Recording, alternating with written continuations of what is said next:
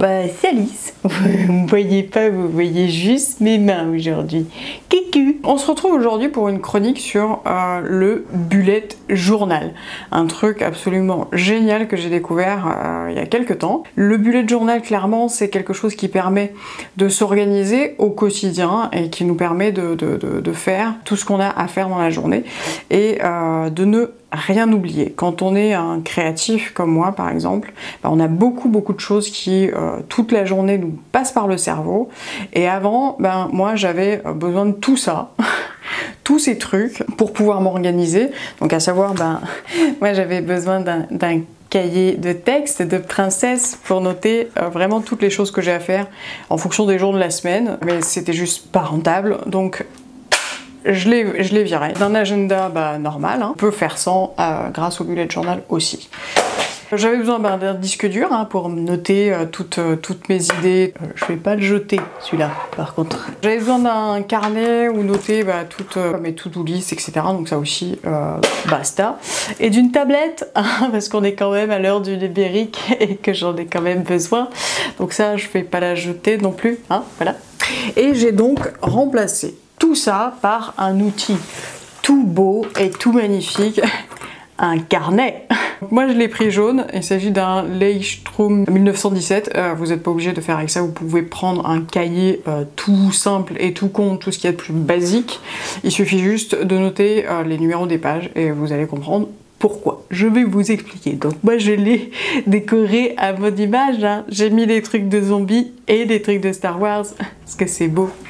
J'ai même mis un Yoda à la fin. Ouh, c'est beau! Le principe du bullet journal, c'est, comme je vous l'ai dit tout à l'heure, c'est on vire tous les outils divers dont on se servait avant et on le remplace par ça.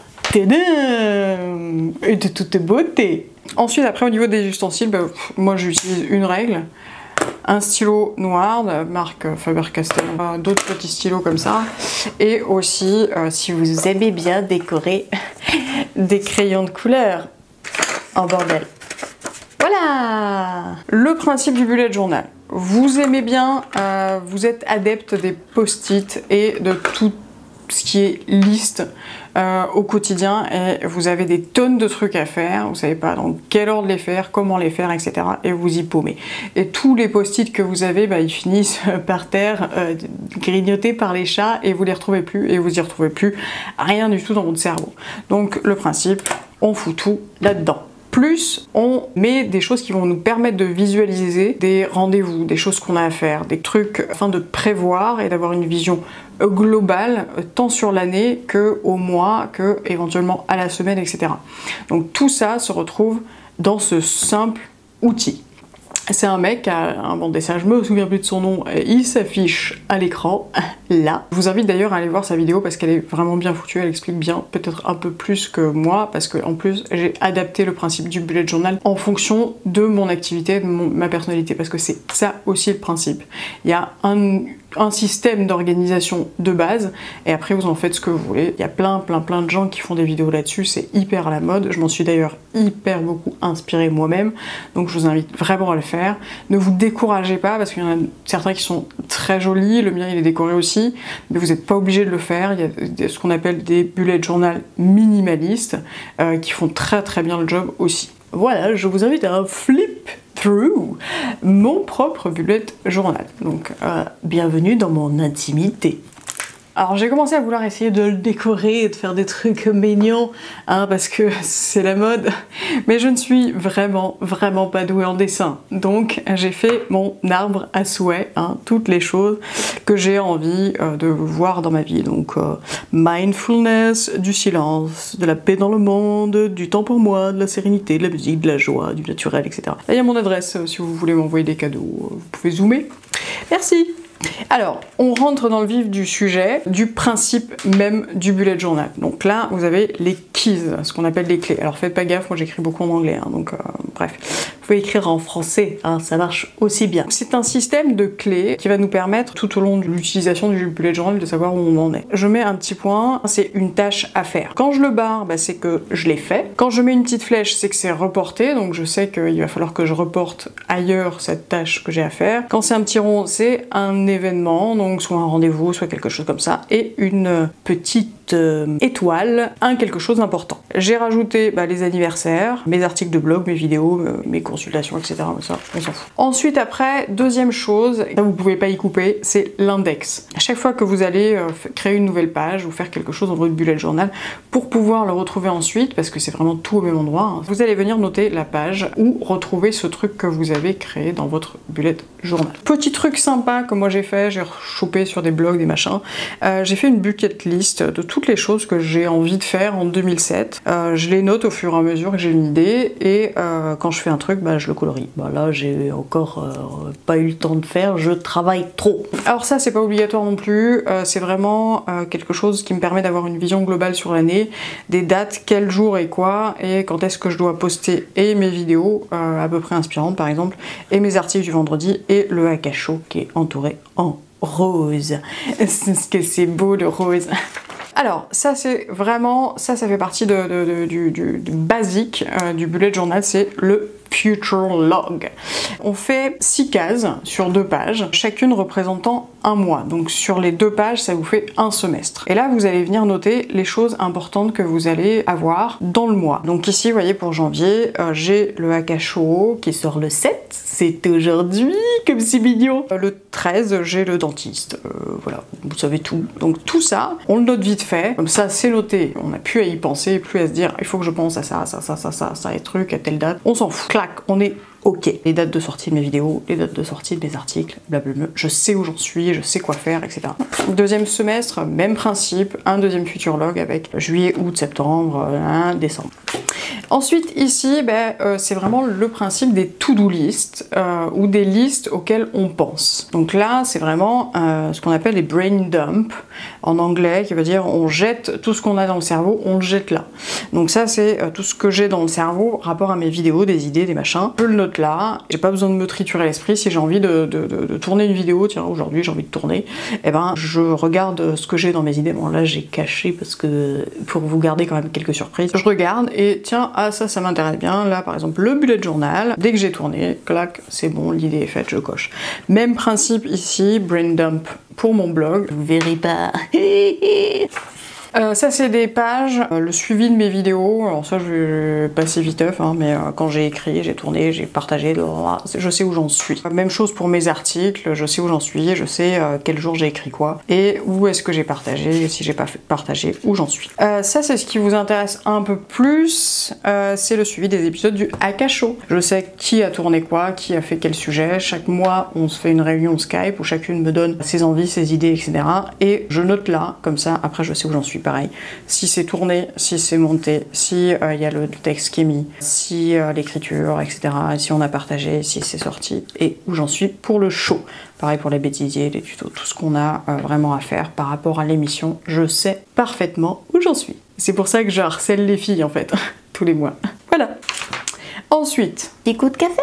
on revient sur une page de liste, par exemple. Je fais une wish list, c'était l'approche de Noël. On a envie de se faire plaisir, on a envie de cadeaux, donc j'ai noté ce que j'avais envie de, pourquoi pas, avoir à Noël. Donc comme ça, dès que quelqu'un m'a demandé « Tu veux quoi à Noël ?» je savais quoi répondre. Ensuite, après, on rentre dans le vif du sujet au niveau du mois. Alors moi, j'ai adapté, j'ai rajouté des petits trucs de développement perso, notamment la gratitude ou les petits trucs de souvenirs. Donc je mets le mois et je rajoute des petits souvenirs, des trucs tout au long du mois, des trucs qui m'ont fait plaisir, des trucs pour lesquels j'ai envie d'avoir de la gratitude, etc.